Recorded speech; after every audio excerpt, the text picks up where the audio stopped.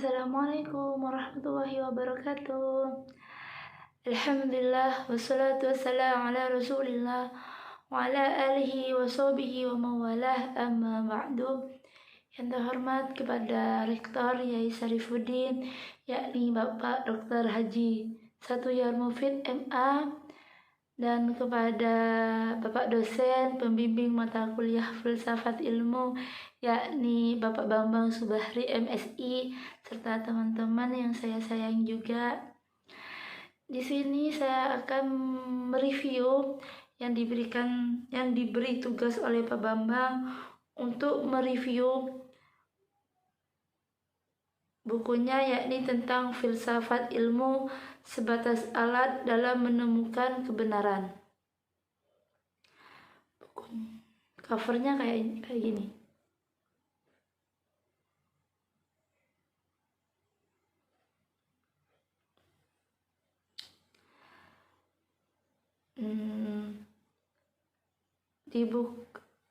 Di buku Pak Bambang ini ada kata pengantar, ada daftar isi.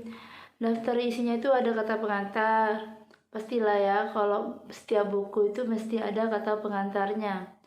Terus ada bab 1 pendahuluan yang isinya tentang etimologi dan terminologi serta sejarah singkat perkembangan filsafat.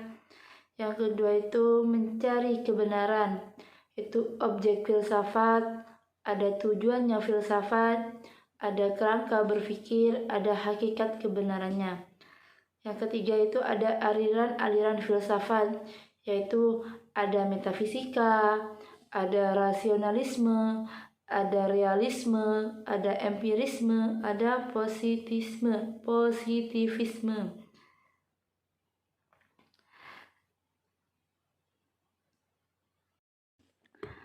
Perkenalkan, nama saya Nur Nafisah, Prodi Manajemen Dakwah, Fakultas FDKI, Fakultas Dakwah dan Komunikasi Islam, semester pertama. Baik, di sini saya akan mereview bukunya Pak Bambang, yakni Filsafat Ilmu Sebatas Alat dalam Menemukan Kebenaran. Secara etimologi dan terminologi, bahwasanya filsafat ini pada umumnya merupakan suatu disiplin ilmu yang wajib ditempuh bagi mahasiswa S1, S2 sampai bahkan S3. Namun bagi mahasiswa baru tentunya asing mengenai filsafat. Alasannya cukup sederhana, karena filsafat tidak diajarkan di bangku SMA, SD, SMP. Juga tidak diajarkan di pondok pesantren yang masih berada pada tingkatan ibtidaiyah maupun tsanawiyah. Maka ada beberapa pertanyaan terkait kenapa alasan tidak diajarkan kepada mahasiswa. Apakah filsafat itu rumit untuk diajarkan kepada remaja di usia yang masih labil, ataukah filsafat terlalu bahaya jika dimiliki oleh seseorang yang belum cukup secara akal, sebagaimana yang orang kebanyakan bilang terkait disiplin ilmu ini. Menyikapi pertanyaan-pertanyaan di atas, sebenarnya hal tersebut sangat sederhana, sebagaimana ungkapan pepatah Melayu yang mengatakan tak kenal maka tak sayang maka tak cinta.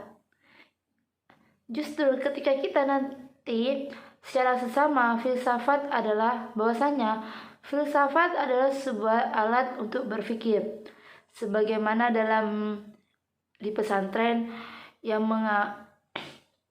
mengatakan kalau ilmu alat itu untuk 2 disiplin, yaitu nahwu dan shorof. Pada praktiknya, nahwu dan shorof bukanlah ilmu inti yang pasti diterapkan di masyarakat. Namun tanpa ilmu nahwu dan shorof, maka santri tidak bisa mengartikan dan membaca kitab kundul lebih menafsirkan Al-Quran, di mana Al-Quran memiliki kandungan dan saripati kehidupan yang dibutuhkan santri kelak ketika terjun di masyarakat.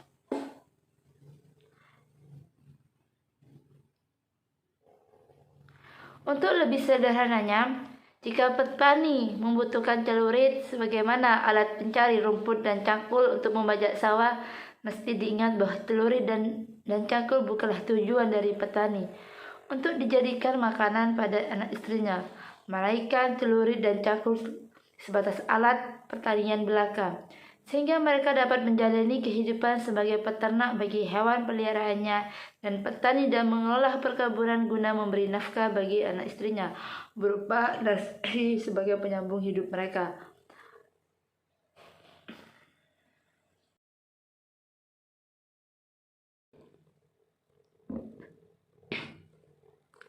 Sebelum kita melangkah memahami filsafat secara terminologi, akan lebih baiknya itu ketika kita memahami filsafat secara etimologi terlebih dahulu. Filsafat itu berasal dari dua kata, ya dari bahasa Yunani, yaitu philo dan sophia. Philo artinya cinta, sedangkan sophia artinya kebijaksanaan. Dengan demikian, jika digabung menjadi filosofia berarti cinta terhadap kebijaksanaan. Filsafat juga bisa diartikan sebagai kegiatan dan hasil berpikir dengan perenungan mendalam, radikal, kritikal, dan sistematik untuk memperoleh pengetahuan yang hakiki dari segala sesuatu. Baik, di sini ada beberapa tokoh yang mendefinisikan secara beda-beda makna secara terminologi. Yang pertama yaitu Pythagoras. Dari tahun 572 sampai 497 sebelum Masehi, mengartikan bahwasanya filsafat adalah cinta dan kebijaksanaan. Bisa disebut dengan the love of wisdom. Yang kedua, menurut Socrates bahwasanya tahun 469 sampai 399 sebelum Masehi, bahwasanya filsafat adalah suatu peninjauan diri yang bersifat reflektif atau perenungan terhadap asas-asas kehidupan yang adil dan bahagia. Bisa disebut dengan principle of the just and happy life. Yang ketiga itu menurut Plato,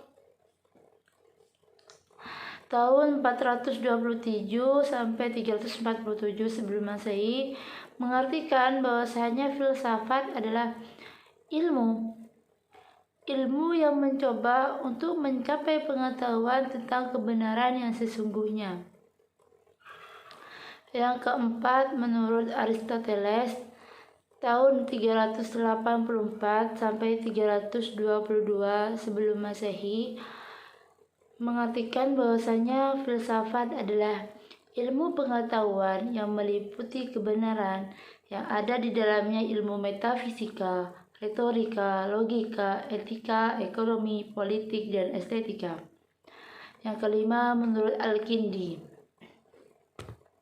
yaitu tahun 801 sampai 873 Masehi, mengartikan bahwasanya filsafat adalah pengetahuan tentang hakikat segala sesuatu dalam batasan-batasan kemampuan manusia, karena tujuan para filosof adalah berteori guna mencari kebenaran, maka dalam praktiknya pun harus menyesuaikan dengan kebenaran itu. Terus yang terakhir, yang keenam, menurut Al-Farabi, yaitu tahun 870 sampai 950 Masehi, bahwasanya filsafat adalah ilmu yang menyelidiki hakikat yang kebenarannya dari segala yang ada, atau bisa disebut dengan al-mawjud.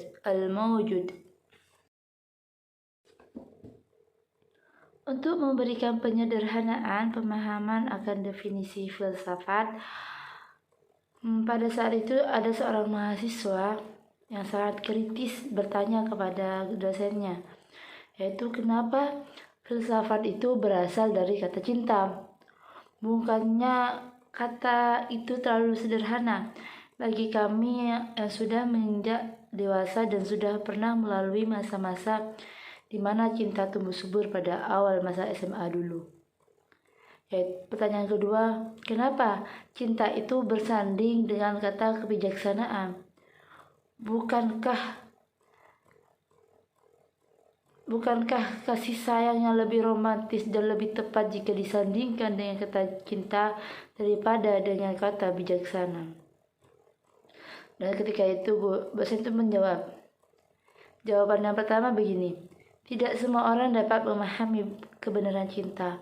Pada umumnya mereka mentafsirkan ketertarikan pada lawan jenis adalah cinta. Keinginan untuk memiliki adalah cinta, padahal keduanya itu bukan cinta. Cinta itu memberi, bukan meminta. Seseorang yang cemburu pada dasarnya karena ia takut kehilangan, dan sifatnya itu permintaan kesetiaan pada sang dicinta, dan itu bukanlah cinta. Kalau cinta yang sesungguhnya sama halnya dengan seorang ibu yang rela memikul beban kehamilan selama 9 bulan, menyusui selama 2 tahun dan merawat paling tidak 20 tahun. Namun ia rela melepas anak semata wayangnya bersama orang yang baru kenal dengan ikatan pernikahan. Itulah cinta. Sejarah singkat perkembangan filsafat. Filsafat barat dapat diklasifikasikan menjadi 3 era, yaitu era filsafat klasik, yang kedua era filsafat abad pertengahan, dan ketiga era filsafat modern. Adapun penjelasan secara singkat tentang 3 era berdasarkan klasifikasi sejarah perkembangan filsafat barat hingga menjadi salah satu disiplin ilmu yang wajib dipahami oleh setiap mahasiswa, ialah sebagai berikut. Yang pertama yaitu di era filsafat klasik, yaitu Lancy tahun 1972 mengatakan bahwa era filsafat klasik didominasi ajaran filsuf Yunani yang berasal dari beberapa murid Sokrates seperti Plato yang mendirikan Akademi Platonis, kemudian murid Plato yaitu Aristoteles yang juga mendirikan sekolah peripatetik. Topik-topik penting lain yang dibahas oleh bangsa Yunani ialah metafisika, kosmologi, sifat kehidupan yang baik, kemudian pengetahuan dan sifat akal atau budi.